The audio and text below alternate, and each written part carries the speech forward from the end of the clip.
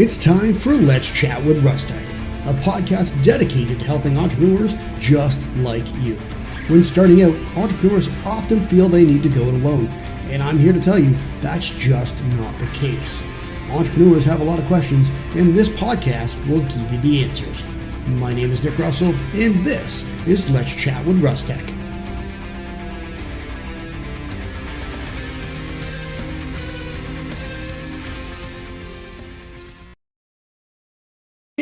And welcome back to another episode of Let's Chat with Russtek.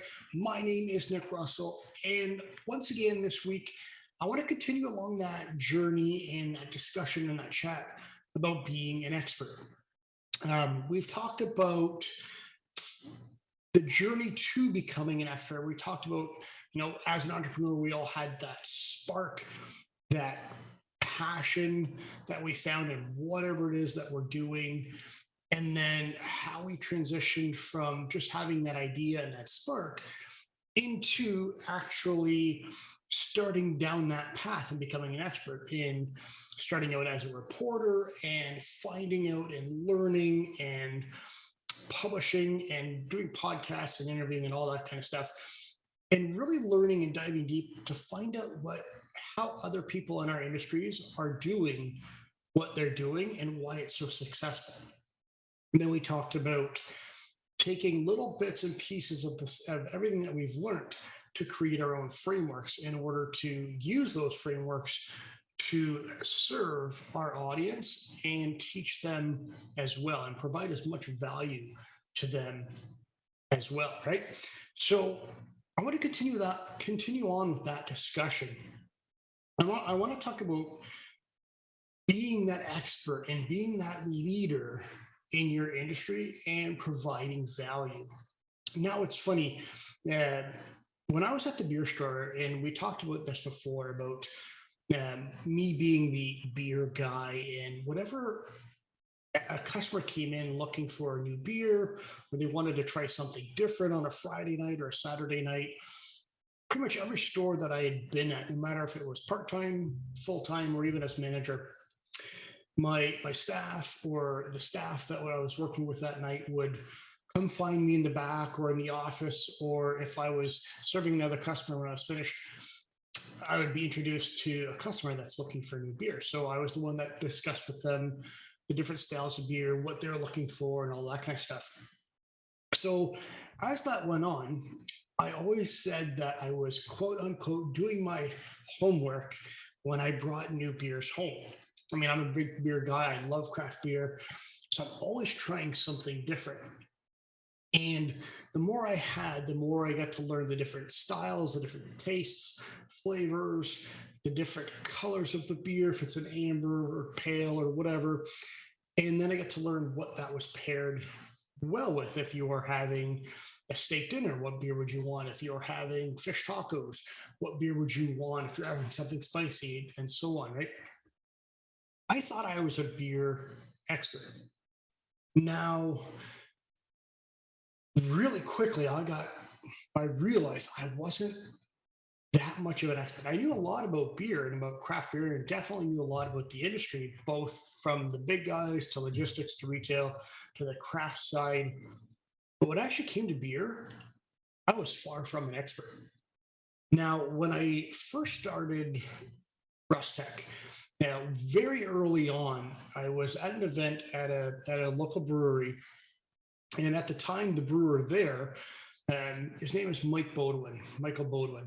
Now, Mike was the brewer, and he is somebody that kind of did what I did while I was at the beer store. He loves what he does. He loves being a brewer.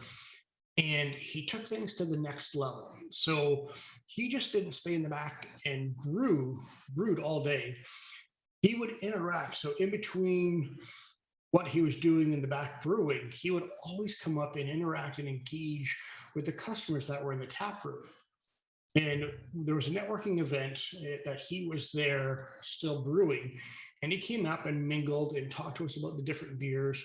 And he recognized me from social media and introduced himself. And then we got to chatting. Now, from there, he had a small little beer talk just a very simple one, going over the different styles. And I really loved it. And I loved his teaching style. Now we'll fast forward a couple years later with him moving to a brand spanking new brewery where he had full control of the beers that he wanted to brew, and the owners really let him take onus on the beers. And personally, this brewery is one of my favorite breweries, and his beers are my favorite beers. Now, there's Somalia when it comes to wine. Now, when it comes to brewers, there's I don't know if it's a program or course or whatever you want to call it, but it's what they call the Cicerone. So it takes your beer knowledge all the way up to different levels.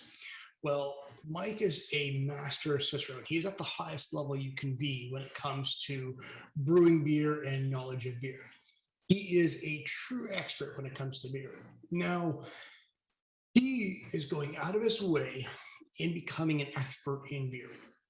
He's done all these different things, from being a home brewer to working his way up to a master Cicerone. And when I tell you, you take two stouts that, even for me, that are pretty much identical, he'll tell you so many different things about this stout compared to this stout, what's different here, what's different there. And it's amazing what he knows about beer. But he had a master class, kind of a beer teaching tasting night, and he took a handful of different pilsners, and I sat in a room at the brewery with a lot of homebrewers. As we continued on in this training and tasting, I learned really quick I was not an expert. And especially when it got down to the point where we had the tasting, because he did a blind tasting with all of these different pilsners. And it got to the point where I had every one of these pilsners beforehand, one of which being a brewery in Toronto by the name of Steam Whistle. And for a year, and it's still one of my favorite beers. That is my favorite pilsner, hands down. I didn't even recognize that it was Steam Whistle, and I liked one of the other pilsners a lot better. So that just goes to show you how you can take what you've learned. So Mike, in all of his years of being a brewer, actually went on and took it upon himself and learned everything he possibly could, getting to that point where he was a master Cicerone, and he is now probably one of the best brewers in all of Canada. I don't really know if there's something to track that. I guess it's personal taste, but in my opinion, he is. But he became an expert. And not only did he become an expert, he took everything he's learned over the years of all the different Cicerone classes that he took, and he developed his own frameworks. And being a brewer, you're selling beer. So that's kind of one side of the business. The other side of the business is engagement, where he actually goes out and engages with the customers that are in the tap room when you're allowed to do that. Once COVID is all, we're past COVID. But he actually goes out on the patios now, and he's interacting with people, asking people what they like about the beer, what they don't like, helping people decide what beer's best for them, the differences between the beers. So he's taken his expertise and he's giving that knowledge to everybody else. Well, he's also doing these tastings and classes once we're allowed to open back up and have them inside again. So he's giving this value away for free for the most part, except for the master classes on tasting. There's a little cost to that, but that's okay. But for the most part, he's out there giving all this beer knowledge for free. So when you take a brick and mortar brewery, now he's taking that next step and he's going above and beyond in teaching all these people.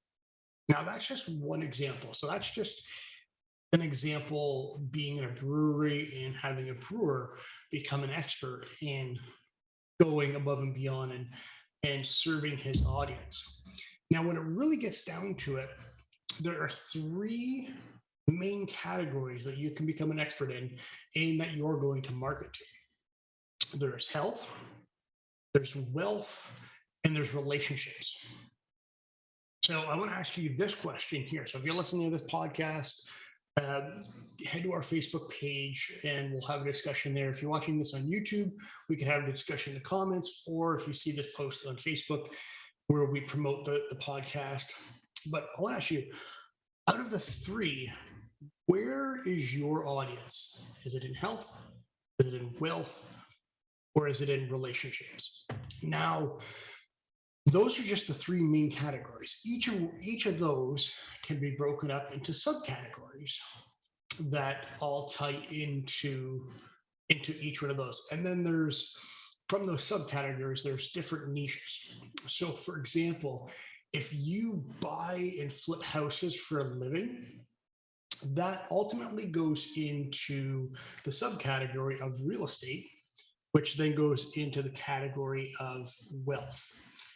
Right?